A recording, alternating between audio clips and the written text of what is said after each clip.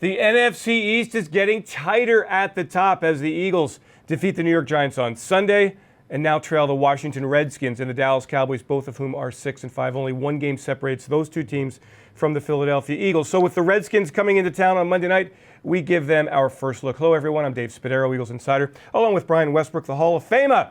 And the Redskins coming to town. A little history between these teams that I know that you and your brother have been part of. I grew up in D.C. Yeah. Certainly a Redskins fan early on in my career. My brother played down there, but they're a bitter rival for us. It's certainly a team that we have to take advantage of. And the most important thing, we get them here in our house, and it's about protecting our house. Big win last week for the Eagles. We have to find a way to string together two wins in a row. Yep, Brian, look, the Eagles are playing a team without their starting quarterback. They've got Colt McCoy in the saddle. Now, he's an experienced player, but not the big arm. He threw 3 interceptions on Thanksgiving against the Cowboys. Let's start with that. Attacking the Washington offense that has injuries with the interior offensive line. They've got injuries at wide receiver. Their quarterback's gone.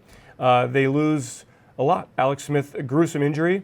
Kirk Cousins off to Minnesota. Changing of the guard again in Washington. Well, this is where we left off last week against the Giants. Our defensive line dominating. That's where we need to pick up with. Right there. Defensive line dominating the trenches, finding a way to affect Colt McCoy in the pocket, not allowing him to scramble and throw the ball down the field. I think he takes a lot more chances than Alex Smith with the ball, throwing the ball down the field. That's why he had 3 interceptions last week. But here's the thing. We have to attack up front, protect our secondary just a little bit. Adrian Peterson, the ageless wonder, still doing it, averaging 4.1 yards per carry for the Redskins.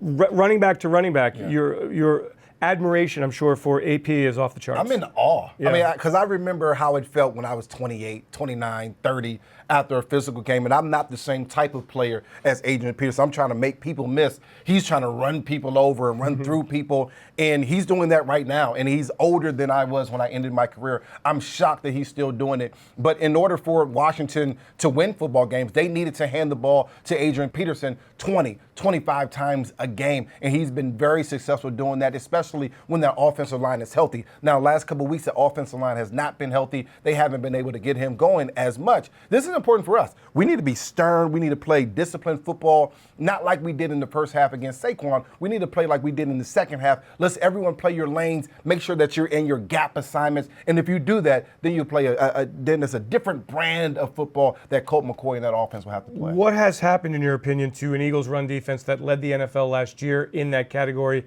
They have struggled big time, ranking near the bottom in the NFL in 2018 with Fletcher Cox. Now with Tim Jernigan back, do the Eagles have the advantage on Washington in this matchup? Well, what happened to them was depth. Last year, they had 7, 8 guys rotating in and out, and they had a chance for Fletcher Cox and Jernigan to get a breather, come back in, refresh, ready to play some football and dominate up front. This year, they don't have that same type of depth. The second-string guys just aren't as good as they were last year. And now Fletcher Cox and Haloti Ngata have to play a little bit more than they probably are accustomed to. Now, for them, it's all about going after an offensive line that has struggled the last couple of weeks for the Redskins. They have a bunch of injuries down there. Let's attack them. Let's not sit back and allow them to get aggressive early on. Let's attack them from the first time that they have the football and not allow them to get anything going as far as their offense. And when Colt McCoy throws the football, he's really looking at his tight ends because Jordan Reed is a terrific player, 50 catches. He's been a thorn in the Eagles' side for many, many years. Vernon Davis is still playing at a high level late in his career. Amazing, right? How long he's been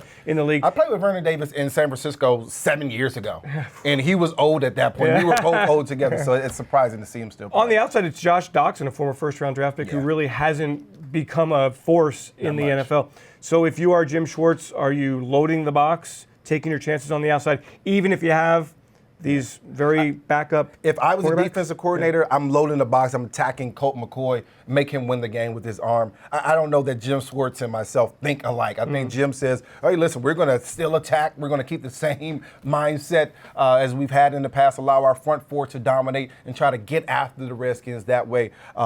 I think he'll be a little bit more multiple in the secondary play and what he does with the guys in the back end just to try to throw some different things at Colt McCoy, maybe some things that he just hasn't experienced this season. He is a veteran after all. But I think you just stay aggressive if you're Jim Schwartz. On the other side of the ball, the Eagles running the ball effectively on Sunday against the Giants. So you think, well, keep running the ball against Washington, establish the line of scrimmage, and maybe they'll do that. But the Redskins are a top 10 team in run defense, while the pass defense has given up some big plays down the field. We saw that against the Dallas Cowboys on Thanksgiving. Yeah. They've been a top 10 team in run defense. But I'll tell you this, Tevin Coleman over 120 yards rushing against them. Zeke Elliott, again, he had a big game against the Washington Redskins in Washington. And so you can run against them. You have to be committed to it. I think for us, we just have to be multiple. Keep them guessing. Put them in situations where you have 5, 6 guys in the box. You can run the ball effectively. Josh Adams has done a great job. Corey Clement has been a great change of pace type of back. Get these guys involved early on in the game. You know how there's always kind of a nemesis around the league when you play them? The Eagles certainly will be seeing a nemesis on Monday night. His name is Ryan Kerrigan. Yes. And Ryan Kerrigan, for whatever reason, gives Lane Johnson all kinds of fits. And Kerrigan, again, having a big season, 8 quarterback sacks.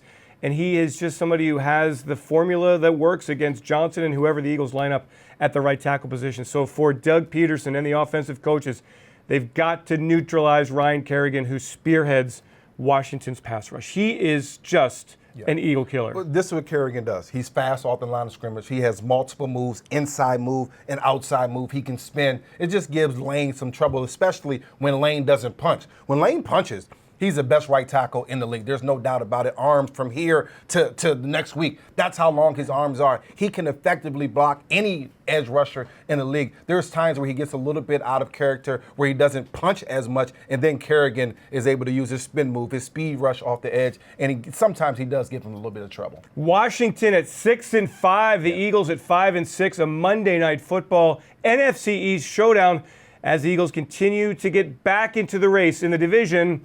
A division that has not had repeat winners since the 2003-2004 season. The NFC East is a wacky, wacky division. Brian Westbrook, Dave Spadaro, thanks so much for joining us on First Look.